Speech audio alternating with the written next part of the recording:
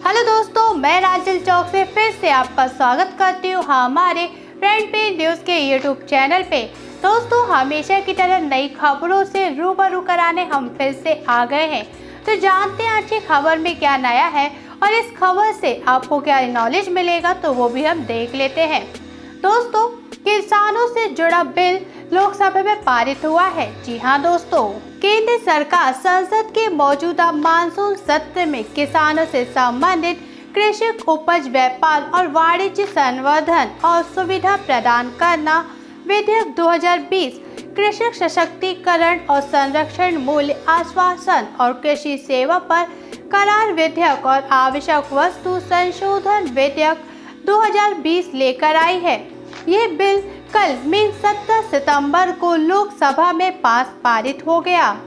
दोस्तों, क्या आप जानते हैं कि इसी महीने देश में कृषि सुधार के लिए दो महत्वपूर्ण विधेयक कृषि उपज व्यापार और वाणिज्य संवर्धन और सरलीकरण विधेयक 2020 और कृषक सशक्तिकरण व संरक्षण कीमत आश्वासन और कृषि सेवा पर करार विधेयक 2020 लोकसभा से पारित हुआ है। जी हाँ दोस्तों, केंद्रीय कृषि एवं किसान कल्याण मंत्री नरेंद्र सिंह तोमर ने बताया है कि अब किसान अपनी मर्जी का मालिक हो सकेगा और वो अपने अनाज को अपने हिसाब से अपनी आज़ादी से बेच सकेगा। इसमें एमएसपी तो जारी रहेगा, पर टैक्स न लगने की वजह से किसान को ज़्यादा कीमत पर और लोगों को कम कीमत पर वस्तुएं मिल सकेंगी।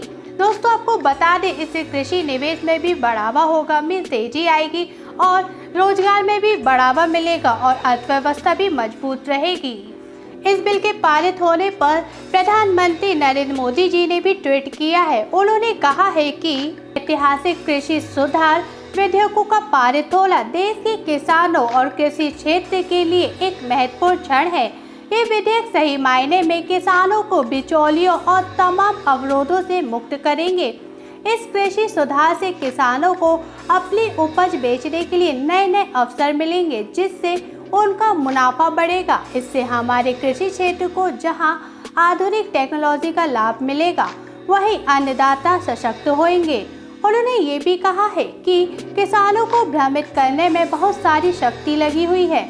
मैं अपने किसान भाई और बहनों को आश्वस्त करता हूँ कि एमएसपी और सरकारी खरीद की व्यवस्था बनी रहेगी। दोस्तों, कृषि एवं किसान कल्याण मंत्री नरेंद्र सिंह तोमर ने बताया है कि कृषि उपज और कीमत के आश्वासन से संबंधित परिवर्तनकारी बताते हुए बोला है कि इससे न्यूनतम समर्थन मूल्य एमएसपी के तंत्र से कोई भी विधेयक के कारण किसी भी चीज में कोई प्रभाव नहीं पड़ेगा। उन्होंने ये भी कहा है कि किसान को बांधने वाला विधेयक नहीं है, किसान को स्वतंत्रता देने वाला विधेयक है।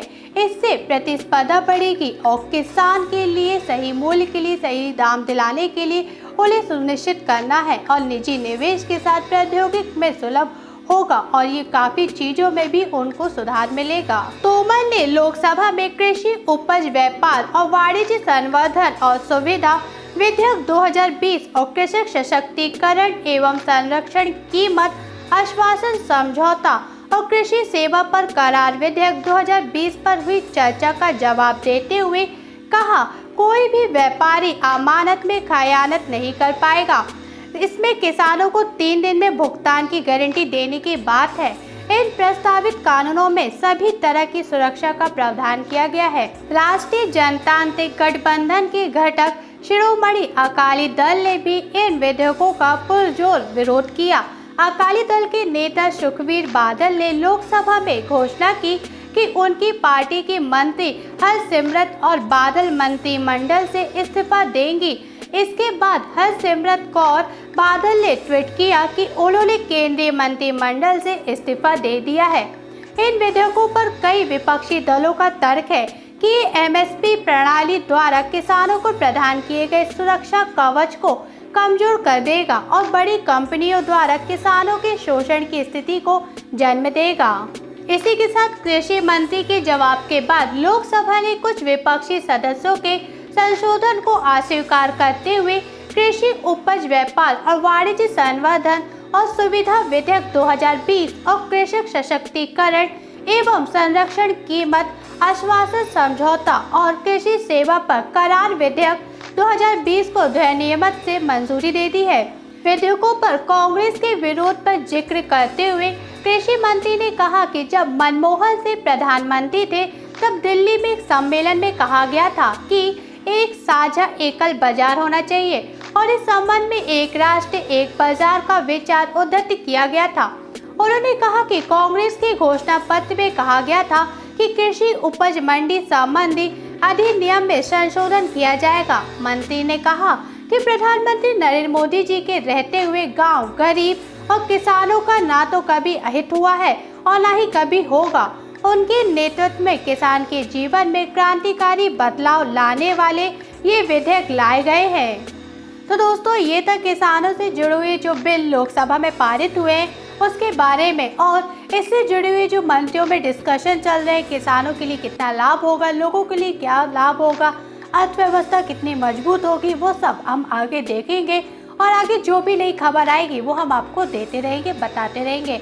फिलहाल आज के लिए इतना ही। जाने से पहले एक छोटी सी रिक्वेस्ट है, अगर अभी तक आपने हमारे चैनल को सब्सक्राइब नहीं किया तो जल्दी से हमारे चैनल को सब्सक्राइब कर लीजिए और बेल आइकन पर भी क्लिक कर दीजिए। फिर मिलेंगे नई चीज़ों के साथ, नई खबरों के साथ। तब तक आप अपना ध्यान रखिए, सुरक्षित रहिए। Thank you.